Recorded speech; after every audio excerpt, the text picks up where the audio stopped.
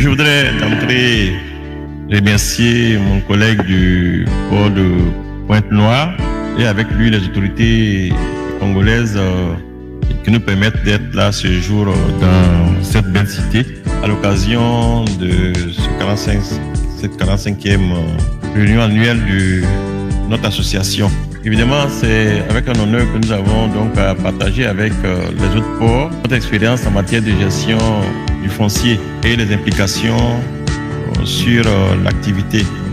Vous avez là à l'écran une vue globale du domaine portuaire avec ses réserves foncières éventuelles.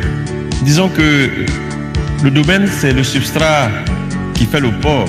C'est le domaine qui permet la mise en œuvre des infrastructures, des superstructures, des quais, des magasins. Et connexe à ces infrastructures, superstructures, c'est sur le domaine que se développent les activités logistiques et les activités industrielles. D'où l'importance, sinon l'impérieuse nécessité d'avoir un domaine bien géré, bien planifié, qui permet le développement du port, l'activité industrielle et économique dans le pays. Précisons que le port d'Abidjan est une entité juridique. Selon que les ports sont des ports gérés par l'État, par les entités juridiques comme le cas d'Abidjan ou par les privés, évidemment les statuts des domaines sont variables. Les statuts juridiques, je vais dire, au niveau d'Abidjan, nous sommes donc propriétaires concessionnaires des terres. Et propriétaires concessionnaires des terres à charge à nous de les mettre en valeur, de les aménager et de les mettre à disposition des opérateurs. Évidemment, ça suppose des investissements. Ça suppose aussi des redevances qui permettent d'assurer l'entretien et la valorisation de ce domaine-là. L'État, en la matière, nous permet donc de relever des redevances sur ce domaine.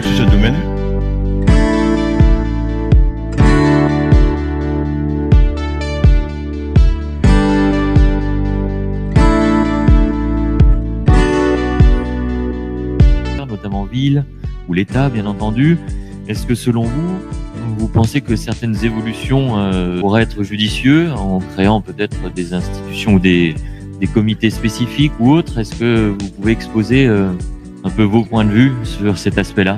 À ce sujet-là, disons que un sujet partagé, vu l'impact des activités portuaires sur l'ensemble de la communauté. Mais fort malheureusement, à leur corps défendant, les autorités portuaires se trouvent souvent être les seuls en avant. Je peux en revenir au cas du port d'Abidjan. Actuellement est en cours une étude de schéma directeur de développement de la ville d'Abidjan. Et dans le cadre de cette étude, la zone portuaire est une unité stratégique qui est prise en compte parce qu'une entité quand même spécifique dans la ville. Mais la vérité, c'est que vous vous retrouvez aux prises avec certaines entités étatiques, notamment la gouvernance de la ville, en prise avec les populations. L'État de Côte d'Ivoire reconnaît aux populations ce qu'on appelle les droits coutumiers et vous vous retrouvez en prise avec les acteurs immobiliers. Parce que dans une ville en pleine croissance, en pleine expansion comme Abidjan, le foncier est un objet de spéculation pour l'immobilier, pour les promoteurs immobiliers. Mais dans ce contexte, effectivement, nous portons le sujet, le porteur que nous sommes, avec l'appui quand même de certains ministères et des tutelles, mais c'est pas gagné d'avance. Parce qu'à un moment donné, c'est un jeu d'intérêt.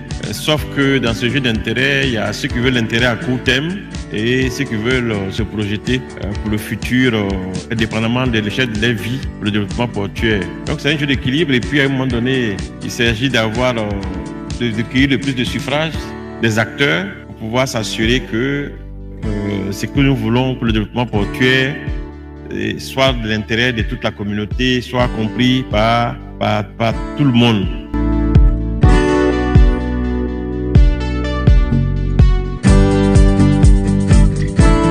Bon, le sujet aujourd'hui, à l'origine, c'est pas une mission portuaire que de gérer l'environnement, mais c'est dans l'air du temps. Les tendances lourdes sont telles qu'aujourd'hui, tout ce qui est lié à nos activités, nous devons avoir un regard sur ce sujet-là.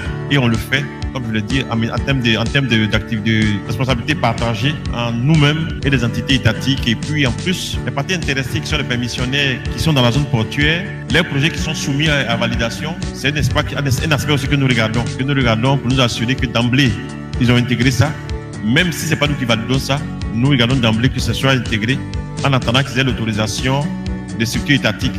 S'il n'y a pas d'autorisation, il ne peut pas réaliser les investissements qu'il faut.